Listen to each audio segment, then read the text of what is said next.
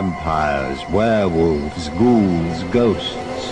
Mummies that come back to life after 3,000 years. The magic moments of terror.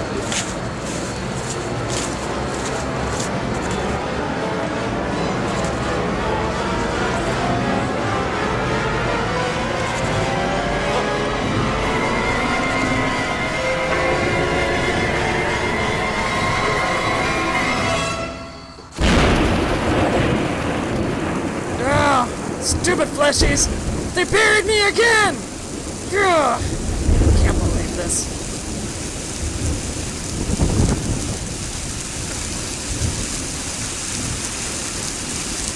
Fleshies. I hate fleshies. Just eat them all. Hello, welcome to today's episode of the Group Therapy Podcast. Today we have horror host Sally the Zombie Cheerleader. Sally, tell us about yourself. Hey, well, I'm Sally the Zombie Cheerleader, and I'm a zombie who was a cheerleader, and now I'm a zombie. And I host movies. Usually they're really not good, and fleshies like them. And I like to go on the Monster Channel and talk about silly fleshy holidays. And overall, I'm just a zombie cheerleader who likes to make fun of really bad B movies. How's that? That's fun. You are out of Pennsylvania, the zombie capital of the world. Yeah, apparently. Not really near Pittsburgh. I'm more outside of Philadelphia, so kind of ish on the zombie scale. I'm close to the zombie capital. I used to go to Pittsburgh Comic-Con all the time to go to Monroeville Mall and go see the zombies over in that area. All right. What's the name of your show? Well, it's Sally the Zombie Cheerleader School of Horror. It's kind of a reboot of my original show that I did, way back when in the early 2000s, if you can believe that actually existed. I was just hosting pure and simple horror movies, but now I've kind of gone back to a school format where I try to teach the monsters and fleshies what certain things mean, like holidays and why the monsters being all monstery and stuff like that. Cool. All right. I always ask everybody this: what's your favorite movie that you've shown? That I've shown? All right. Well, let's see. That's a hard one. I mean, I guess one I did recently was Screaming Skull. I mean, that's just absolutely hilarious. I mean, it's a great horror movie. Everyone should watch it. Highly recommend it. Children shouldn't play with dead things. That's another one. That's really fun. They're just groovy movies. If it's public domain, I'm allowed to show it. It's not a big, a large selection, unfortunately. Yeah, it's I was talking with another horror host, and we're like, because all horror hosts show, a lot of them have showed the same movies, and I was like, because unfortunately that's gotten a lot smaller over the years on what you can air. So yeah, yep.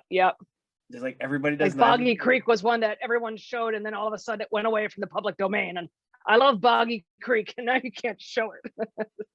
Boggy Creek's one of my favorites. I have Boggy Creek. Was it Return to Boggy Creek? I've even got like the ones that came later that have nothing to do with any of that. I've like Boggy Creek, the Boggy Creek collection, all this stuff, and I'm like, I own it. Then a friend of mine is in, and another friend of mine directed the Boggy Creek TV show that was on Amazon Prime. So, oh wow, yeah. And fun fact, I actually hosted it years ago on, we'll call it ZooTube, and I did it for Groundhog's Day, and recently they blocked it, even though it's been on ZooTube for over 10 years. So yeah, that's the way it goes sometimes. See, that's what blows my mind about YouTube sometimes. They'll leave stuff up, and then suddenly, like, it's on there, it's on YouTube, you have it, but if I were to use it, no, you cannot use it. Exactly. All right. Now, how long have you been a horror hostess? Oh, well, that's a hard one to pinpoint because this is probably my third or fourth generation zombie cheerleader outfit. The original one was actually bought at a dollar store by a good friend of mine, Jane Considine, many years ago, probably back in 2003. And it was an old Halloween costume, and it was probably a dollar. So I got it and I wore it around for a little while, but it was made of felt. I actually still do have it. It's just not safe to wear anymore because it's just, it's felt. It's about, I don't know, gnat's hair thin. Yeah. So about 2003, I started making shows around 2005, which was the original Zombie Cheerleader School of Horror. And then off and on, because unfortunately I have 3 zombie kids that I was trying to get through school. So I was back and forth doing horror hosting and being a zombie mom. And then eventually the last one left, went to zombie college. And I'm now back in more or less full time doing my horror hosting because I have this thing called I almost have time. I have a lot more than I used to. Yeah, that's the big one right there, is having the time. Now, did you start on YouTube, or were you one of the ones that started out on like public access? It was public access through Virginia when I used to live in Maryland. I was born and raised in Maryland. I used to work with Monster Madhouse down there. So I went through Channel 10, and there's a couple other stations that we would go through, and we were pretty much coast to coast at one point. Now, you can see me on YouTube and Roku and other stations like it. I know the horror hosts are picking me up, and I have to get back on. There's more links where you go to public access again, that I have to start putting my shows back up. I have over 100 at this point. Cool. I had an interview with Carlos Borloff earlier, so yeah, he's a fun one to interview. I know that. he goes 100 miles an hour, and you're just like, he's like, yeah, I got this and this. This is when I met Ace Frehley, and yeah, he's going 100 miles an hour. I was just hanging on for the ride.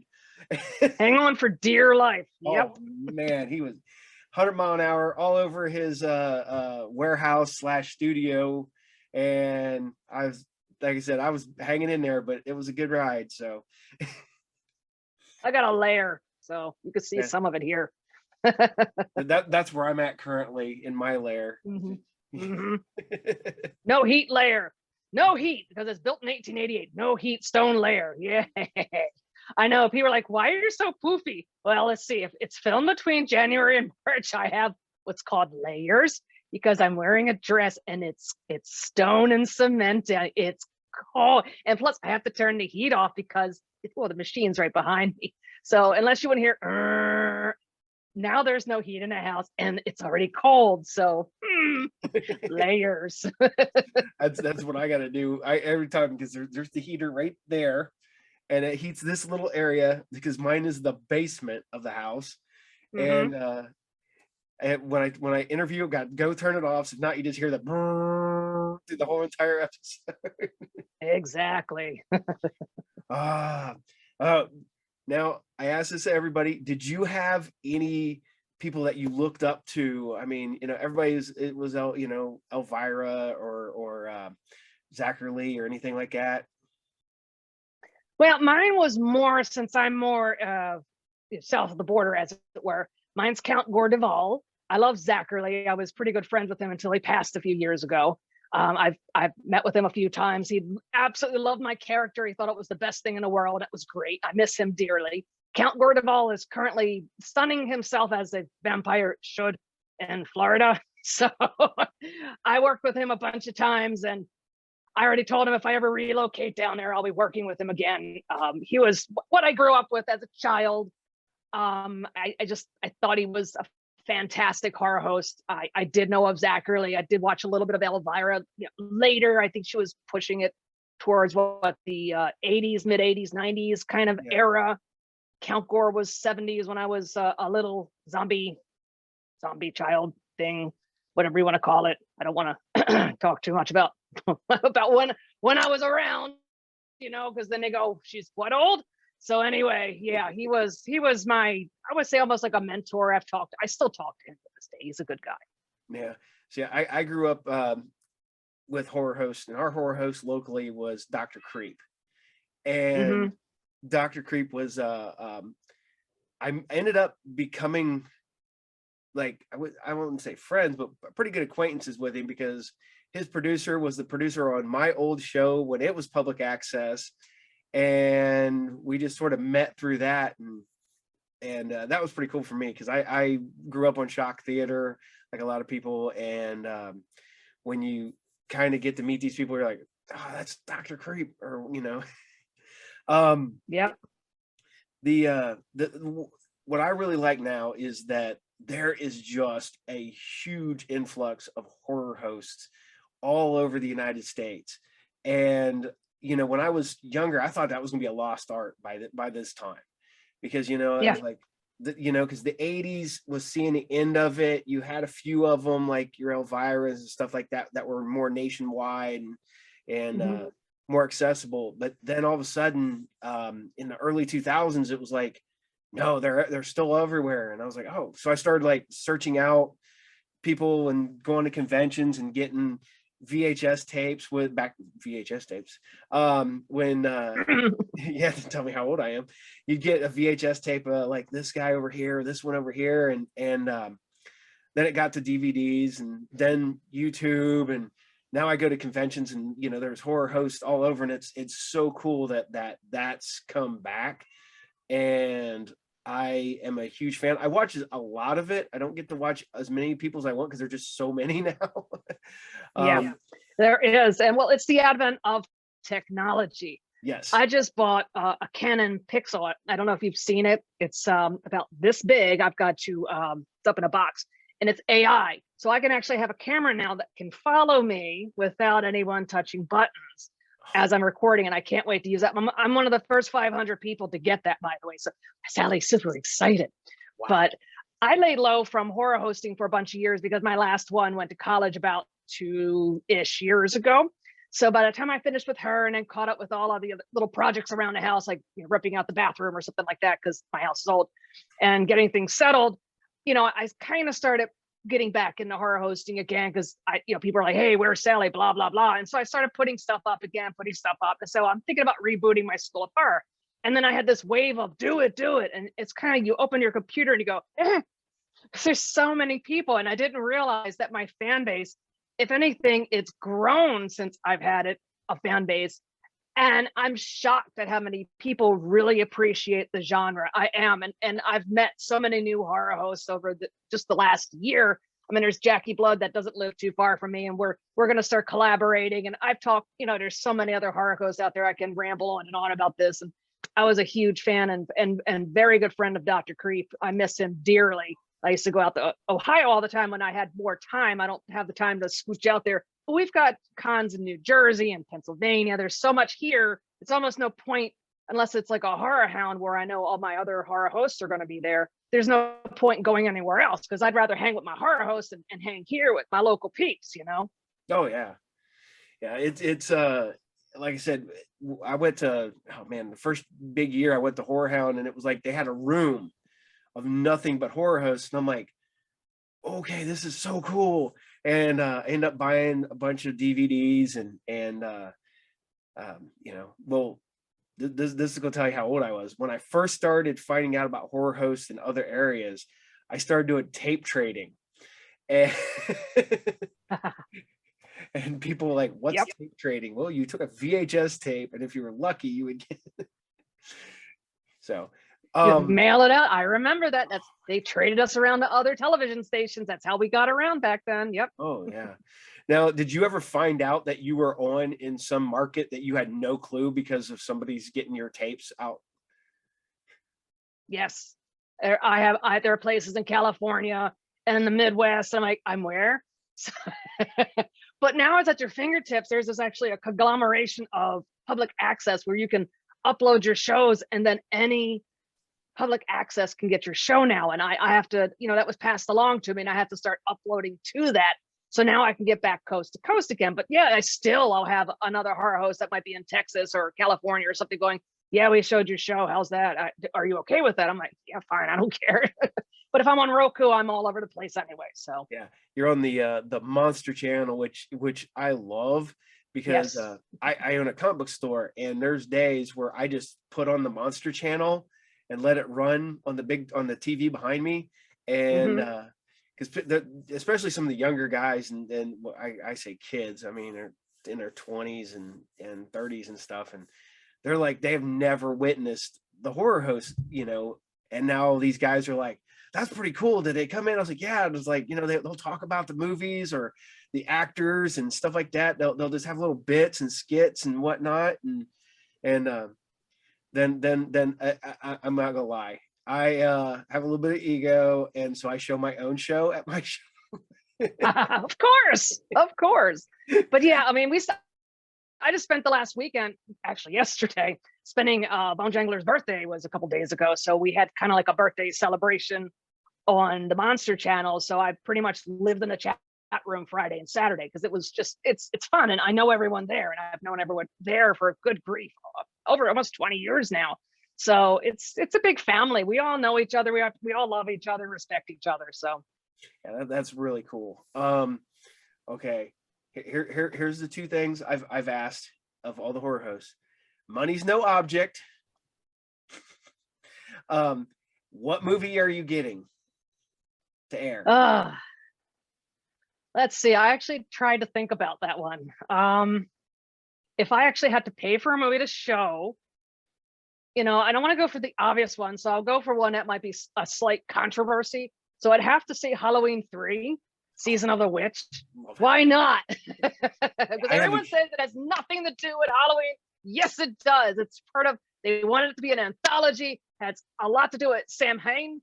So, and you see that they tried to link Michael with Sam Hamm. Is it Hamm? I'm sorry, Sam Hamm. Halloween. So they try Sam to link Hain, or Sam Hamm. Yep, yeah. It depends on how you pronounce it. Yep. But there's the direct links are there of the witches, and then they talk about it again where they say he was born on a stone table or some kind of cult sacrifice. So no, it has everything to do with Halloween. So it's just to irk fleshies out there and people on one side or the other.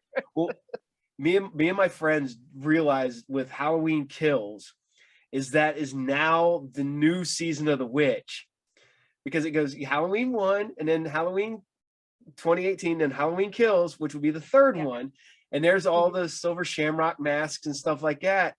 And now you have the conspiracy theory people going at that silver shamrock's masks were the mask that Michael wore, and then the pullover mask, and that's what made Michael was because it was an early attempt. Was a prototype. Now remember, they claimed that they had a portal that they could travel through. So it could have been very likely that they traveled back to that time, happened to drop a mask, maybe more than one mask, we don't know, because it's a mask. And he goes nuts, and there's no explanation for it. He's dark, he's cast. That was a prototype, and that was, I think that theory started somewhere in 2020 or something like that. It's a brand new fan theory, and I'm all for it. I'm like, yes, Halloween 3 matters. Yes. And I have a huge soft spot in my heart for that movie.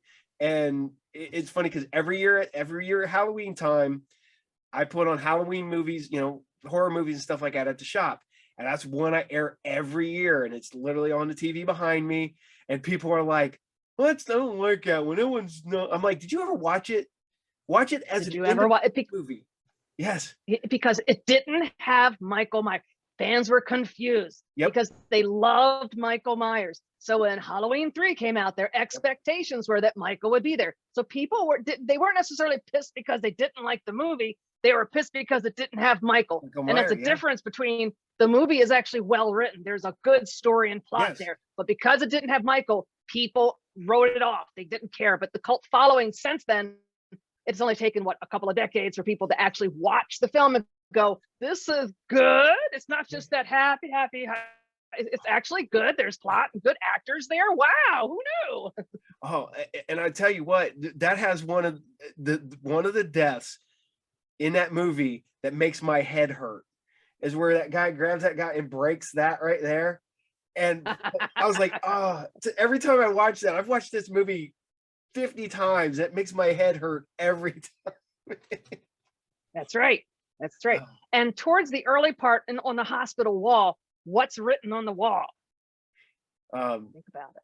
Michael wasn't, no. Oh God. Begins with S. What?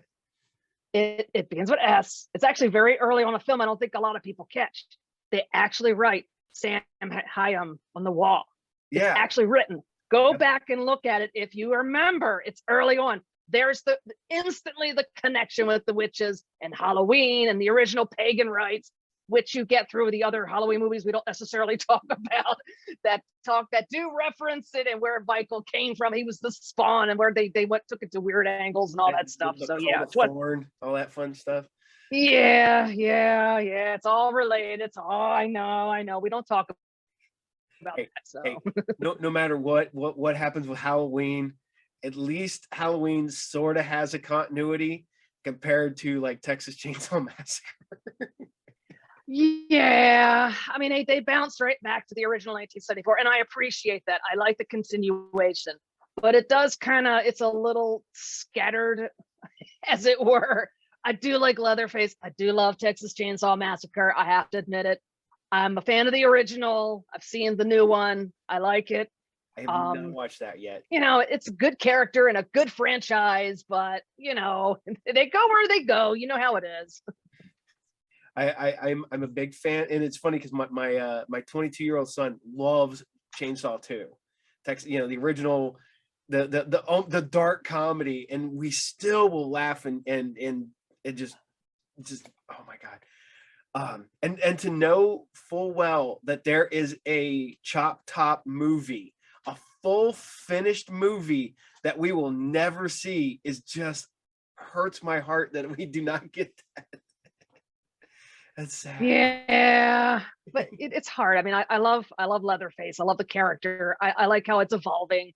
If they do a continuation of where they're going right now, I would find it very fascinating. I follow it. I'm a sucker. What can I say? Oh yeah, I own them all. I even back in the day, I even got my bootleg of 4 because it wasn't available in America. So I got a bootleg, like a Japanese Laserdisc rip or something like that is what I ended up with. Yeah. It's painful to watch, but it's also hilarious to watch. Just Matthew McConaughey all over everywhere. Yeah. Okay, the second part of my question. Money's no object. You can get any guest you want on your show. Who are you getting? Oh, good golly. I don't know. I mean, there are some people I'd love to say, hey, do Elvira, but Elvira probably wouldn't want to do that. So maybe I would probably go for an actor. Oh, good grief. But some of them are dead, so it's hard. That's the problem. Well, I've had people go Gunnar Hanson, but it's like I invoked him last night. I'm like, I forgot he died. Oh god, like I can't.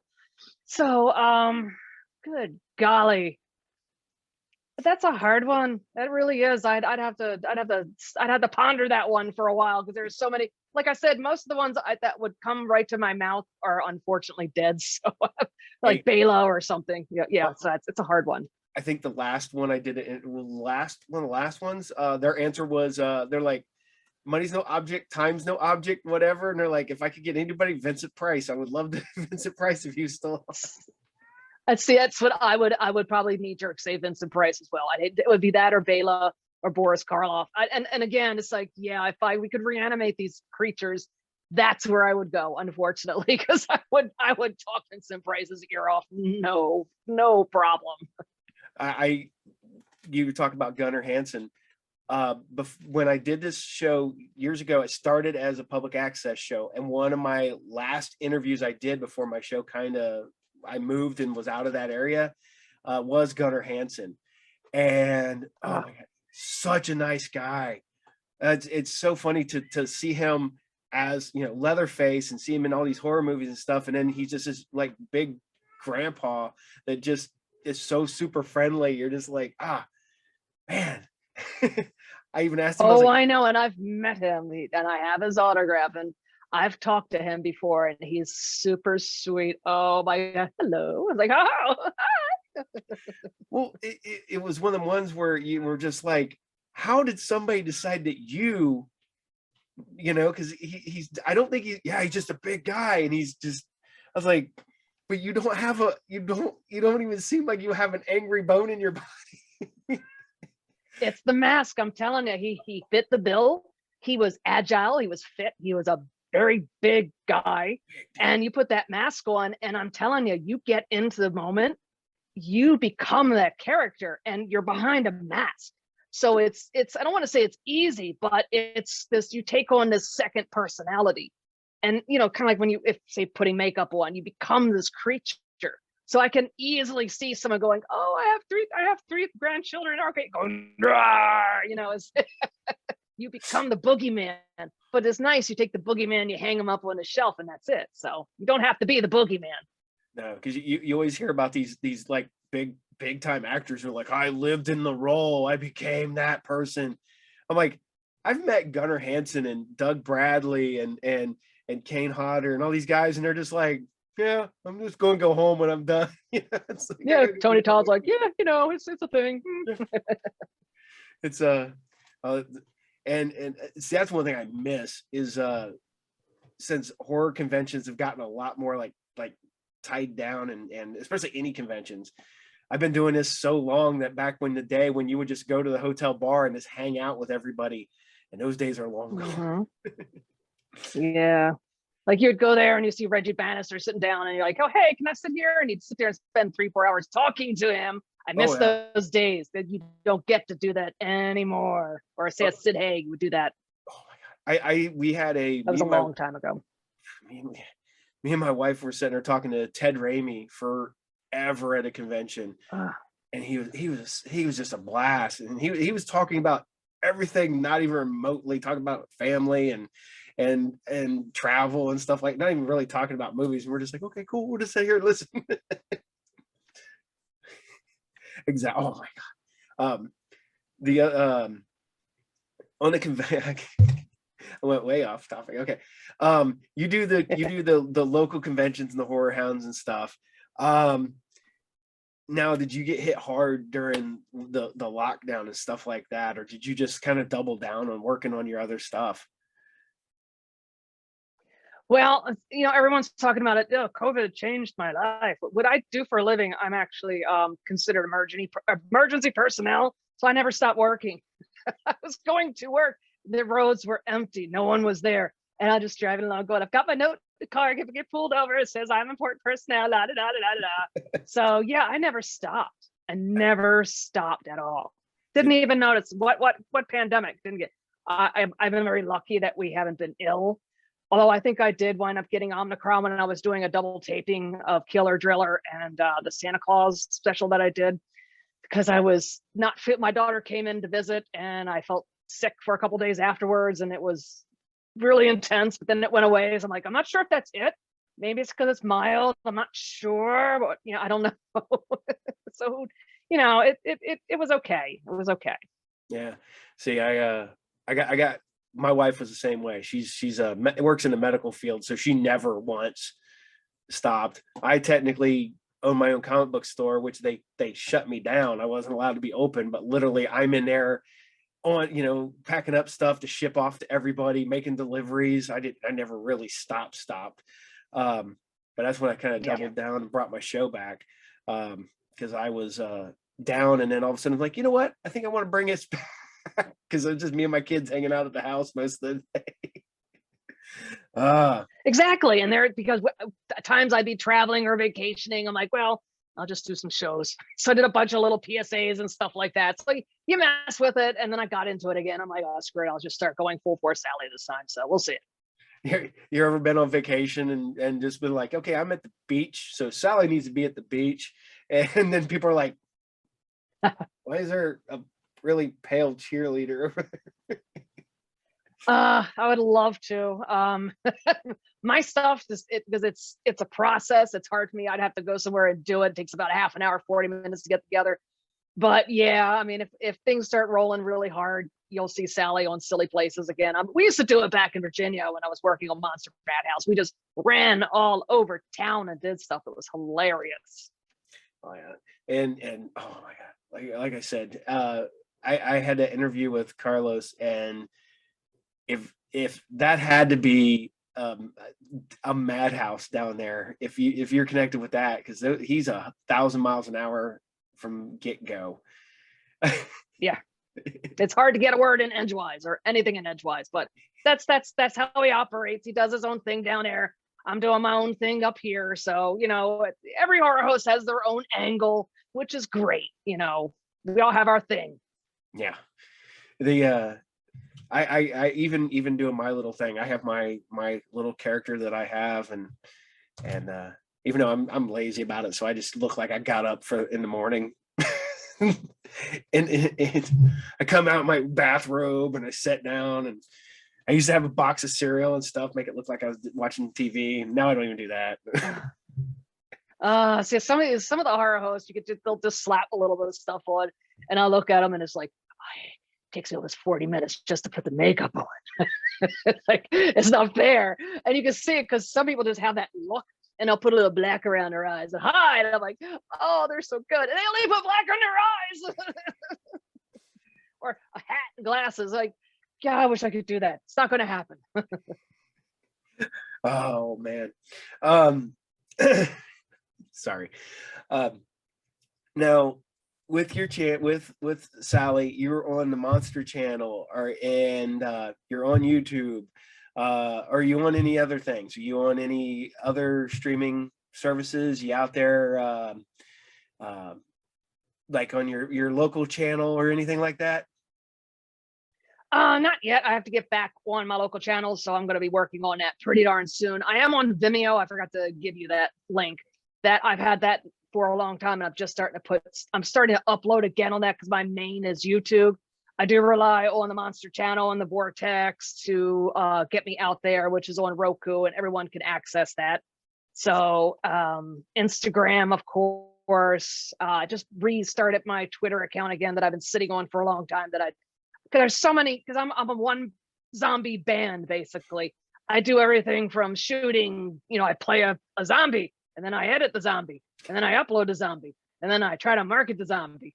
And it's just, you know, there are people that have these troops of plushies that go help them and promote them. And like, it's just me. I know exactly how that is. I've asked these other horror and people that do all the, how do you find the time? Do you just go, okay, I'm working from this time to this time? Do you have set hours that you work, or do you just kind of get it and work on it when you just have the time? It's kind of like Frogger. You kind of like look both ways, and oh, car's not coming. You hurry up and do something, and you got to stop. Oh, safe again. It's like playing Frogger. I get it done when I get a little bit of a break, and I try not to get hit by the car. Now, do you try to put out one weekly, or do you just have a set schedule that you just try to keep to? I try to do at least once a month. I'm trying to get to the point now where I'm doing 2 a month. So I'm kind of building up this. I'm actually squirreling away shows that I started filming from the summer up until now. I'm about to do 3 more. I have just in my Valentine's special. I have my St. Patrick's Day special, Easter special, and then I'm doing other ones. And at that point, if I can get these next 3 done, I'll be able to do 2 a month until, say, July. And then you do the Thanksgiving special, the Halloween special, and then the Christmas special, and all the specials. And then you go ahead and I want to start doing more like a serialized version where I take like The Veil or The Outer Limits or something like that I can access, because there's a lot of these little shows that people have not seen or not seen often that are 20, 25 minutes that you could build around and do, say, an hour special or a 45-minute special, which is great, quick little bites. Because sometimes doing a 2 to 3 hour special, it's a labor of love, but it's a lot of work. Now, you were sitting there talking about filming in advance. Do you ever just run into like, okay, I need this, and then like, oh, it's July, I'm filming a Thanksgiving episode. I don't have any access to a turkey or pumpkins or. I have a big box or 2 or 3 where I keep my props. So I have a blow up turkey, and I've had real pieces of turkey before when Slow Frank visits and he does specials. But I actually have props that I'll buy new props every year. I'll buy props one of those day after specials, and you keep them, and then you have new props the following special. So there's always something floating around.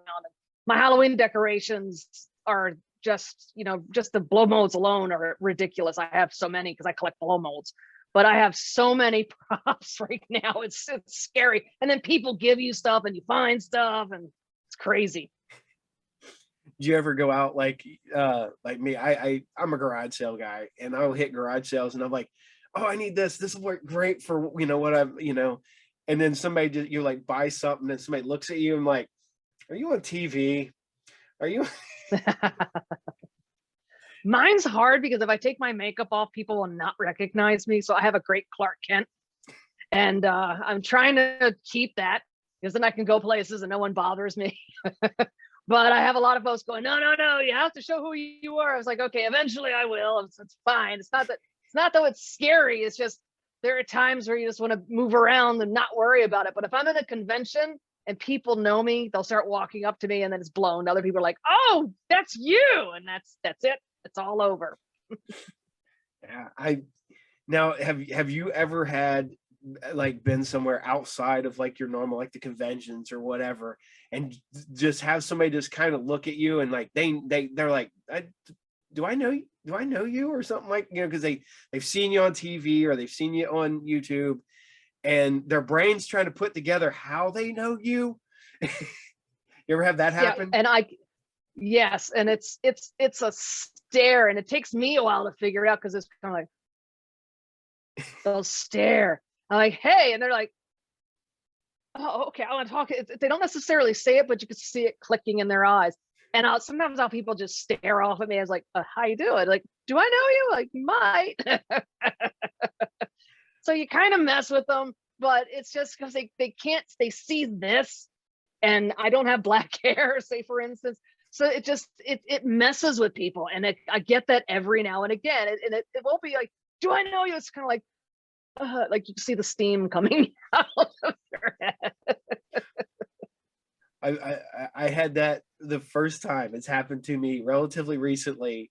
I had a guy staring at me at Walmart. He's like, are you on YouTube? I'm like, yeah. And I was like, you host cartoons, right? And I was like, one thing, yeah, I do. And he's like, cool, keep it up. And he just walked off. I'm like, all right, thank you. It was weird that because everybody knows me from being the comic book guy or the video game guy in town and stuff like that. So everybody knows me from that. But to have somebody recognize me who doesn't know that I have the comic book store, that sell video games and stuff like that, it's weird for me. I think it's cool, but it's my kids are like, get used to it. Like I no, I don't think I'll ever get that famous, guys. So be quiet. Yeah, I know. It's just I get the occasional stare and drool. It's okay, and most of the time I'll just mess with them because sometimes the game is funner than giving the answer. It's like, do I? It's like, can I help you? Oh man. Now I gotta go the other way. Have you had any horrible experiences with people through your show or anything like that? Like just out and out like creepy? Oh, cheerleader, zombie. You get and I know any female host will say they get their random creepers or say the instant messages. You'll get, I don't know, questions and photos. We won't go down that long dark path, but yeah, there's some very interesting folks out there. I think the worst thing that ever happened to me, when this was way back, I think it was maybe 2007, 2006. I was helping a friend that had a convention in I think it was Cleveland, called Scary Camp, and that was a Ghastly Ghoul. Yep. And I was one of the camp counselors.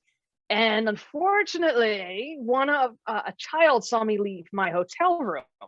And it happened to be that there was a whole soccer team staying at the hotel room, these little middle school brats. So he went and told his friends, and I started getting calls late at night on my phone because I was there 4 or 5 days helping with mantling and dismantling and whatever. And I had to take my phone off the hook, which wasn't good because people had to call and get a hold of me because, that was, not everyone had a cell phone or a beeper or whatever. Yeah. But I had that. They would follow me around the hotel. I had this like horde of soccer brats following me around. there was at one point they tried to rush the convention, and Sid Haig actually scared the crap out of him. So he kind of stopped them because he was there to help out Gas Gold, and he was one of the guests. So he was kind of wrangling all these little soccer brats. And it's like not a parent, there's my heat if you can hear it, not a parent was around to stop them. It was, you know, looking back on it now, it was hilarious because you had these little 12-year-old brats chasing you, but it was so annoying. And I have never seen Sid, and he's a nice guy. He was so mad. I couldn't imagine, because that bothers me to this day, is just parents just, where's a parent? Where's an adult? Why are their children 12-year-olds, or how many it was, I can't even remember, just chasing me. It was just, where are your parents? And you'd corner them and say things to them like, ha ha ha ha. They'd laugh and like, none of this matters. You could disappear now and there's no witnesses, so just stop. You disappear, no one would care. No. That's why your parents aren't here, or something like that. They just laugh like, oh, I'm in trouble. It was a long weekend, but it was fun. It was funny, haha. Now. Oh my god. Ghastly Ghoul was my first horror host I interviewed. Nice. Yeah, he's a cool dude. I met him through Andy Kopp, and through they used to do the Horrorama and stuff like that, and I met him through there. Yep, and, all that. Yep. Because Andy was my producer on my old show back when this was public access. So yeah, that's another person, another flesh I miss a lot is Andy Kopp. Oh, yeah, oh geez. Yeah, he was a hell of a guy, and he was the one I remember. I lived in Tip City here in Ohio, and the TV station was like 2 blocks away from my house. And I was sitting there one night, and Shock Theater was on, and it said, if you want to make a TV show, get a hold of. And I walked in, and there's this guy with, you know, his feet like propped up on his desk, and he's got like stacks of movies and stuff all around him. And I'm just like, this might be one of the coolest smoking dudes a I've cigar. Ever... It's like, this might be the coolest dudes I've ever met in my entire life. And then because of him, working on Shock Theater, I met Dr. Creep, and then another friend of mine was friends with Dr. Creep, so I kind of got to know him through those two, and it just sort of kept going. That's how I met Henrik. That's how I met you know, just all these other people because of him. And matter of fact, I'm in his last movie. And oh wow, Henrik, he the world's youngest horror host, right? Oh yeah, Henrik was so sweet. I'm actually in one of Henrik's movies, but I'm not in a horror movie. I'm in Bulldog for Christmas. I'm as a background character. So I get a message. He goes, "You want to be in a movie?" And I'm like, "Sure." He goes, "Be down here at like one Thursday afternoon. We're going to film." And I was supposed to wear like a dress shirt because I was supposed to be like in an office. And I get all the way down because it's like 40 minutes away from my house. I get all the way down and realize my shirt is still sitting on my couch at home. And so I'm just this guy with a Godzilla t-shirt on. And he's like, just stand in the background. Look. And I'm like, all right. And then then I was fascinated by all the stuff going on. So I spent like another few hours while they were filming other stuff, just kind of helping out. And it was just really cool. I mean, it was experience, you know, and I will, you know, I may get again, but I don't know. Yeah, he's a fun guy. I've known him since he was a wee horror host. When he was all jumping around and he was all happy and running around. Oh, good grief, that was years ago. Well, it's like when I met him, I did not realize how young he was when I met him, because he was the cameraman for Andy on his movie, and I'm meeting this, and I'm like, oh, okay, and I was like, holy crap, is this kid even out of high school yet? Like, I don't even know if he was at that point. But probably not. super cool kid. And matter of fact, he's the one that did the Boggy Creek, and then my friend David was the monster in there. So we it's a very our whole group is it seems like we're relatively big because we're all over everywhere, but when you start realizing it's like I'm legitimately like one person away from knowing you, and that's it. Yeah. And I think that's pretty incredible. And given the, I guess the encompassing of horror hosts and stuff like that, and my love for the genre that is horror host, I'm like, I have a, like I said, huge soft spot in my heart. I will probably, I've got my kids to watch them. I've got guys that come in my shop to watch them. I got guys who had kind of fallen out, and they're like, "Oh, these guys are still around." I'm like, "Yeah, find them here." And I'm like, I'll pull up a Monster Channel on my Roku, and I'm like, there they are. And then I'll pull up the YouTube or whatever, and start bringing up all these like, these guys are in, Kansas. These guys are in Virginia. These guys are in Detroit. These guys are in Pennsylvania. These guys are out in. Next thing you know, they're like, "Man, thanks. That's a rabbit hole I didn't." Yep, we're everywhere. We're kind of like a rash. We're there whether you want us there or not. We're annoying and we don't quite go away. Okay, now I gotta get back to a couple questions here. I've talked to some horror hosts because the like we talked about earlier, the public access stuff. They start trying to like creep into other stuff like your thrillers and your sci-fi stuff. And now, how do you feel about that? Do you do any of that? I do, and again, it goes back to some of the serials that they used to show back in the 30s, 40s, 50s. So The Veil is kind of one of those I've been, revisiting, and there's a couple of other ones I can't think off the top of my head right now. But yeah, I don't mind if it's sci-fi or drama or a thriller. I do. You don't have to necessarily be a purist in terms of horror hosting, but you'll see people do, Buck Rogers, or I've seen Flash Gordon.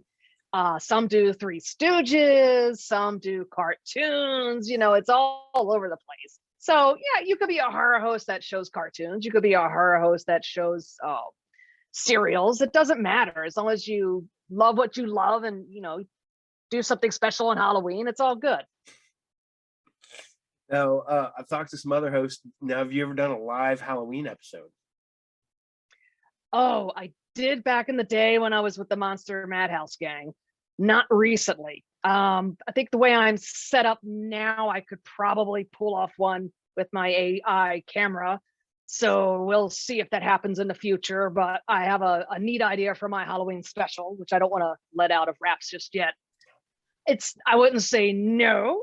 And I know a lot of folks go on Twitch. I know Mr. Lobo goes on Twitch and does a lot of live shows, which is fantastic.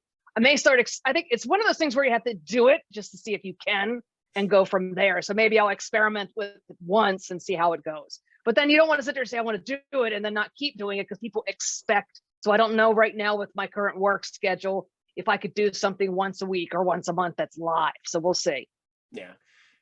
I tried to do one live show back in the public access days, and I've tried to do one live show with this stuff, and did not work out either time for me, at least.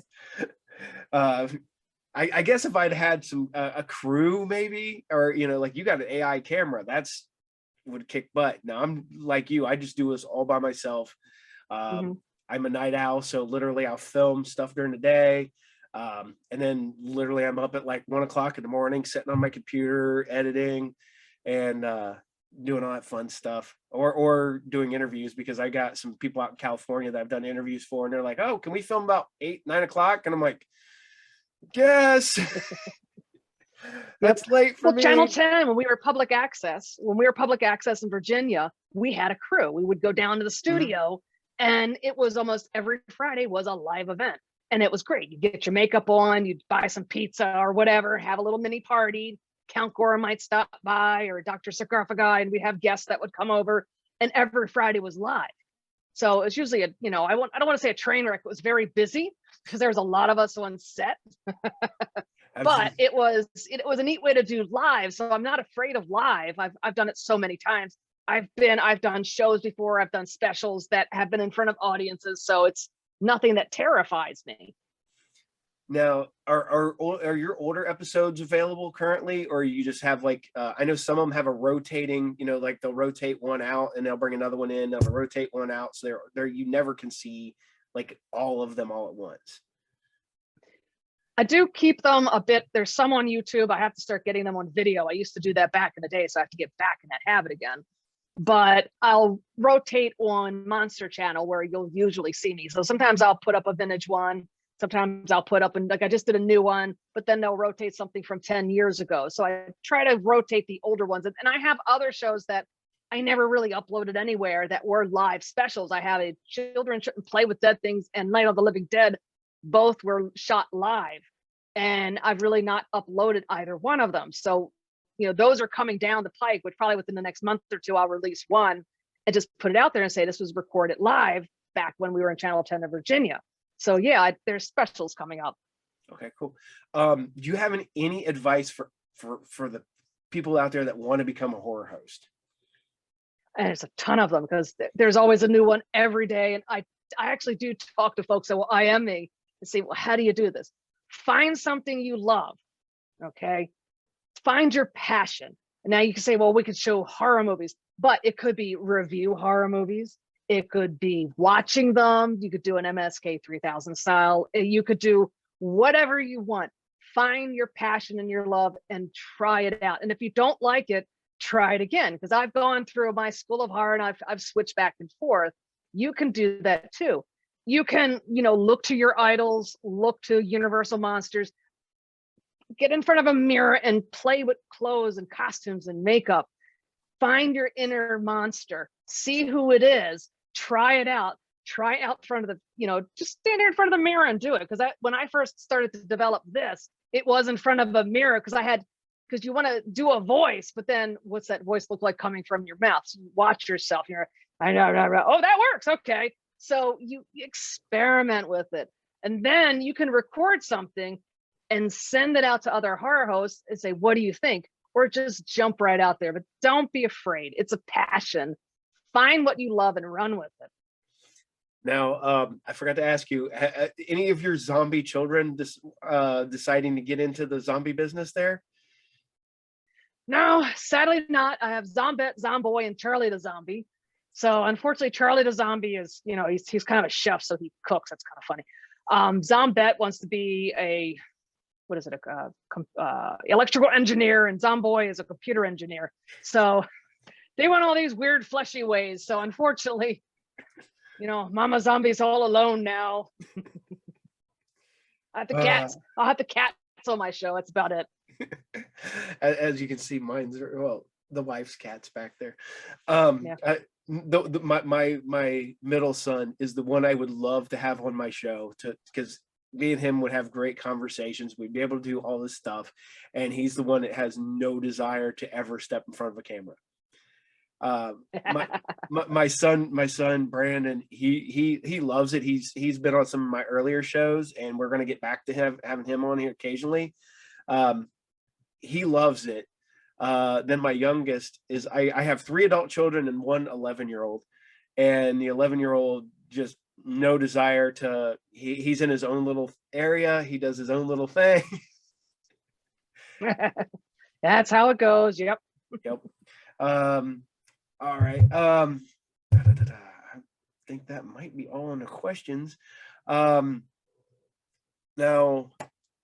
like I said, you've been around for a while, closing in. Are you going to do any specials? Because what it sounds like is closing in on the Sally the Zombie Cheerleader's 20 years. It is. It's getting close. So I have to look. I'm using 2005 as my official, because I think that's when my first show started. Was 2005. So it's what 2022 now. I don't know, after COVID, I can't keep track of years now. But yes, you'll probably talk to other horror hosts and see if we want to do some kind of collaboration and say, yeah, look how old Sally is. Do some sort of horror host roast. Yeah. Oh dear. Yeah, that'll be fun indeed. But it'll probably involve the Monster Channel and everyone there. And I could think of tons of horror hosts that'll love to take a poke at Sally. So hey. this has been so much fun. I really appreciate you coming on here. Is there any upcoming events you'd like to tell us about? Any upcoming events, episodes you got coming or anything like that? I threaten people with my killer driller or driller killer. I don't know why I keep forgetting how to pronounce that stupid title. It's the driller killer, blah, blah, blah. That's coming out within the next week. I do have a St. Patrick's special that's going to be coming up. And I have an Easter special that's coming up if I can finish writing the script, because that'll be taping next. And of course, all of that'll be on the Monster Channel, which either you can find on the monsterchannel.com or on Roku. And again, YouTube. And I'm going to see if I could do a kind of a live stream for Instagram, maybe Twitter. I'm still working on something that uses what's called Restream or something like that. So we'll see if Sally can get her off her butt and do live. We'll see. She's got to play with it. She's working on it. If Sally's near my age, I get confused by some of the new stuff. Well, it changes drastically. It's ridiculous. Like I had to buy another new computer. It's ridiculous. Yeah. My computer's not even that old, and it's like already way outdated. And I'm like, maybe I should buy a new one so I can edit better and stuff like this. And my wife's like, no, we'll just clean everything off and then reboot everything and maybe get another year or so out of it. I'm like, okay, maybe we'll do that. I tried that, and that's when it died. It was nice and clean, and it was a 2015. It was just out of date. I had to. It was a mercy kill. I mean, I actually keep it for my photography because I love taking photos. So it's great to store and edit photos, but to say use the software that I use now to edit shows, it had a stroke every 5 seconds. It wasn't happening. So this is my nice computer now. Oh, I had another question. I just remembered. I've talked to other horror hosts. Have you ever done an episode and then, they're like, nope, that movie, you can't use that movie after you've already filmed everything and done everything? Yes, this was a while ago. I swear I found one of the Rankin Bass Christmas movies on one of the archive internet sites. And I said, oh, yeah, this is public domain. And just not. So I did this great Christmas special with Rudolph the Red-Nosed Reindeer. So it was on the .org, and it said it was public domain. Like, no, it's not really. This was probably over 10 years ago. So like, huh? What was it? I was told make it. And was it better to ask for forgiveness than ask for permission when it comes to making episodes? Because sometimes they just don't care because they're old. They're just like I do in my Saturday morning show. I do cartoons, and legitimately twice I've done 44 episodes, and twice they were like, yeah, you're not using that cartoon. Nope. And they'll just like, no, that one's demonetized. You can't make no money off of it. I'm like, I didn't make no money on it anyway, so I don't care. I get tags all the time because I'll do little cuts and shorts in there, and it's always something like, you can't monetize this one. I'm like, what? But it's getting to the point where it could be, and I've noticed this my last special, it could be 3 seconds, and you can't monetize. And so if you try to edit it out, it messes up. And I've actually tried to edit shows, and I actually have to re-upload stuff because I've screwed it up where I'll just chop out the 2 minutes and your whole show is silent. It's like, what happened here? So I just, to the point where if they ding me, but they don't block it, I'm like, whatever, it stays up. I'm not going to try to edit it out again. I put commercials, like the old school commercials from the 80s and stuff back into my shows, and I got dinged on a Play-Doh commercial. The music in a Play-Doh commercial was copyrighted. I'm like, oh. And I'm like, I looked at it, and it's literally like 28 seconds. And I'm sitting there, my brain's like, you could trim that in like no time flat. And then you have the YouTube thing that says, do you want to remove this? And I'm like, it's already up. Let's just remove it. And I removed it, and it took like 12 hours or something like that to take that out and to re-upload it. I'm like, oh, don't do that again. It's painful. And then you'll take a small section out and say, well, you can't monetize it because you got this minute in here. I'm like, but you just said it was this section. So they say another section. I've learned, it's like, no, I'm not messing with it. Whatever. You don't like it. And it's always the music. 1962, there's a chord in there, and we don't want you to have it. Like, well, it's a public domain movie. It's actually in the National Congress. This is an actual public domain movie. And then you need to fix that. I don't know. I can't answer that. I got dinged on an episode. Like I said, I just did 44 yesterday, and I got a message, and it was like episode 12 has been demonetized. I'm like, what? That's like 30 weeks ago. What the hell? And it was a jingle in a commercial that somebody. Yeah. I was like, all right, whatever. That's demonetized. I don't care. I'm not editing an episode from a year and almost a half a year ago. So, well, that was my Legend of Boggy Creek. They demonetized it. I think they actually blocked it too. And I did that. It was probably over 10 years ago. And I actually liked that. It was a good Groundhog's Day special. I really liked that one. And they just messed with it. Like, but it's been up.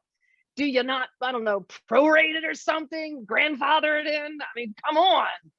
You would think, but I mean, and the worst part about it is, I bet you I can go to YouTube right now and go find Legend of Boggy Creek for free somewhere.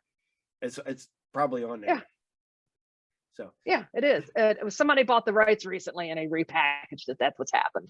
So I actually looked into it. Somebody about 2 or 3 or I don't know how many years ago bought the rights to it, and they're selling it on Blu-ray, and they're this is brand new, and apparently they think people are going to pay money for it.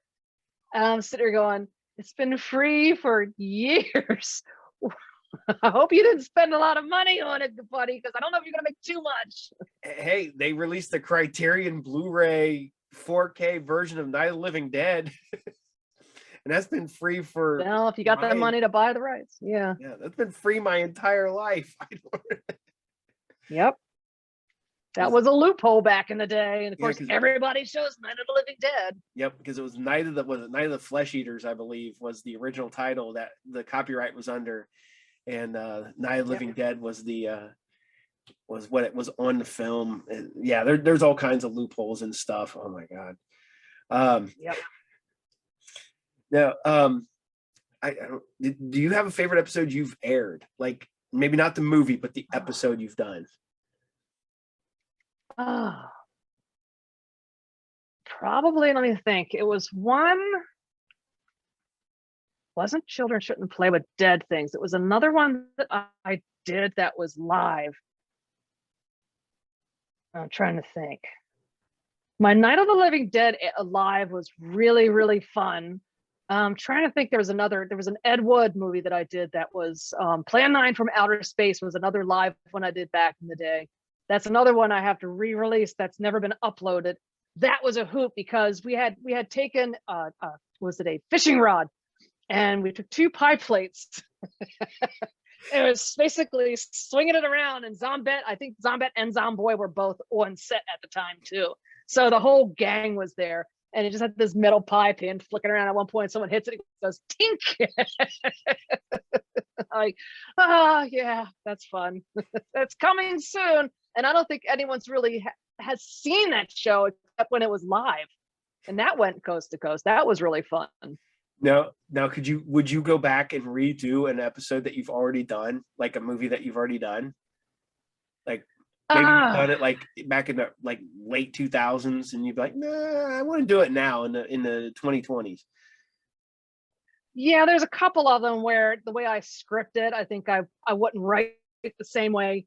Mainly that's just different, I don't know, different standards or different ways of saying things nowadays. Because since I've been doing some horror hosting, it's not as though you're off the cuff with saying horrible things.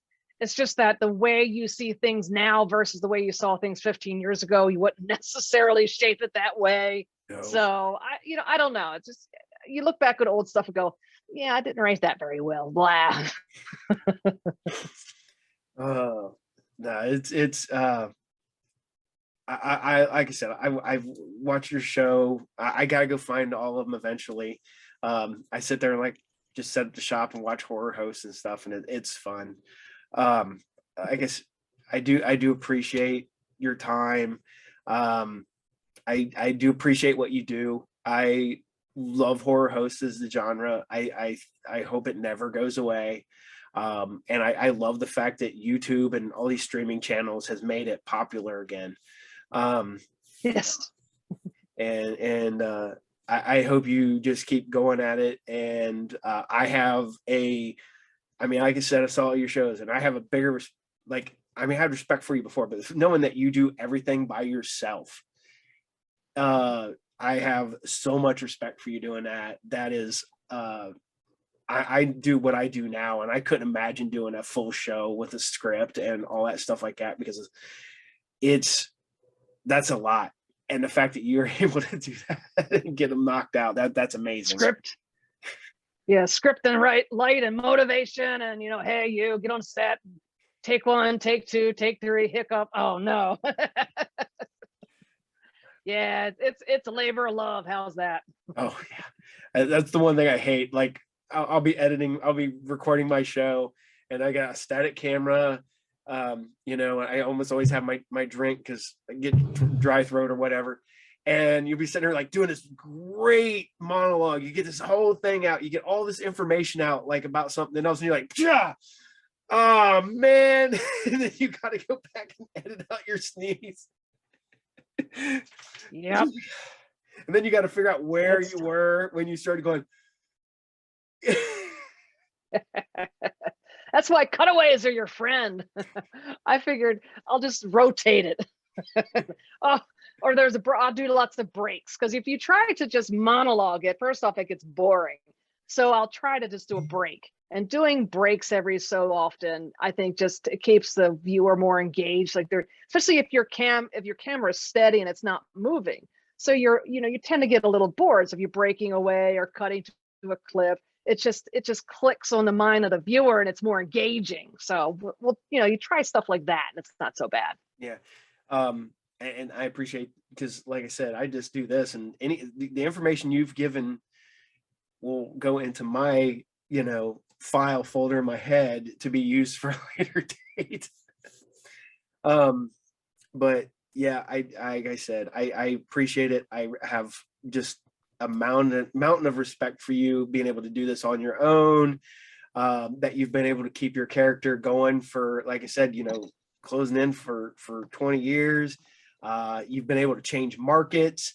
You've been able to change your and that's amazing. And like I said, I just nothing but respect for you. That is amazing. So oh, thank you. And it's 2 thumbs up. You too can be a horror host. After a while you do it, and updating software and doing all this, it's not that bad. Yes, it's cumbersome, it's time consuming, and there are times you're up 2-3 o'clock in the morning, and I've got to go to work the next day.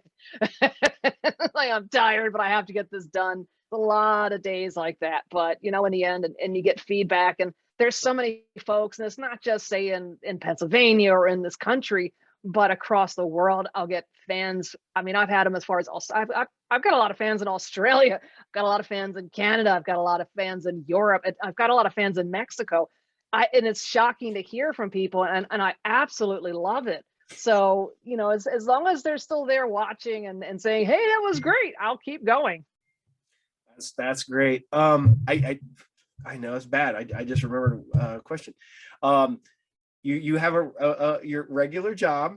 Do your people that work at your regular job just like, what are you doing? You're a what now? Believe it or not, I'll stay pretty much Clark Kent, especially what I do for a living. So it's very pharmaceutical. So I tend to keep, my day job and my night job separate, only because I'm afraid that if the company finds out, they're like, what do you do? So, maybe one day, people find out eventually. I don't care. I have enough of a fan base. It's okay. I mean, I have schoolmates I've known forever that know what I do. So whatever. Cool. All right. Well, I don't want to take up any more of your time, and I do greatly appreciate you coming on here. I've had a fun. I hope you have. It's like And I said, fantastic. the horror host genre. I hope it keeps going, and I hope you keep just crushing it like you have been. And I just want to say thank you. I mean, Ah. it's and it's like I said, especially find out you do this all by yourself for the most part. It's I've talked to other people. I'm like, I don't know how you find the time. Yep. It's terrifying. But thank you to the people like you and say folks that run the Monster Channel, say Halloween Jack and the Bone Jangler and all those folks that run these programs and can keep up with spreading the word and keeping us alive and hey, there's horror hosts, there's other horror hosts out there. Horror hosts are still doing it. Folks like Count Gore are still running and making shows. We're still out there. Count Gore is 100% online. He does very well. So and there's a lot of horror hosts that are 100% online. There are some horror hosts that are public access locally. There's some that are national. There's some obviously like the Elviras of the world. They're 100% national. So we're out there. We're not going anywhere, hopefully, and we always welcome more in the family. So if you're sitting there thinking, if you're aspiring to be a horror host and you're thinking about it, go ahead, try it. We'll welcome you. We'll make fun of you. You make fun of us. It's all good. We'll collaborate. It's fun. All right. Well, I appreciate it. Thank you very much. This episode will probably go up not Monday, but the next Monday after that. I'll send you all the links and stuff to it. And because I do a video version and a audio version, because I have some fans that I literally keep my Podbean account open for like 20 people. Because I got truck drivers who listen to me online. I'm like, all right, here you go. I'll keep it going. All right. Well, I greatly appreciate it. Thank you very much. I hope to talk to you again soon. Maybe I'll see you at a con coming up or something like that. Or, never know. Because like I said, we've realized that we're just like one person away from we all know the same people. Exactly. It's like Kevin Bacon. It's like the 5 levels of Kevin Bacon, the 5 levels of horror hosting. There you go. All right. The 5 degrees, whatever. 5 degrees. Yeah, 5 degrees of Kevin Bacon. So, all right. Thank you very much. And you have a good night. And thank you for hanging with me. I appreciate it. Thank you for having me on your show. Thank you so much. Thank you. Take care. Right. Well, thanks, Sally, the zombie cheerleader, for coming on today. I had a blast. Super cool horror host. I'm amazed knowing that she does this all by herself. As someone who does do this almost all by themselves, that is hard and awesome. I will post Sally's information at the end of this episode. So as always, thank you for watching the Group Therapy TV podcast. You is always sponsored by Are You Game, located at 124 North Sunset Drive, Pick, Ohio 45356. Watch me every Friday and Saturday. Watch me on Sci Fridays at 8 o'clock Eastern Standard Time, and Saturday morning serials at 8 a.m. Eastern Standard Time. And until then, I will see you guys all later. You guys have a good day, and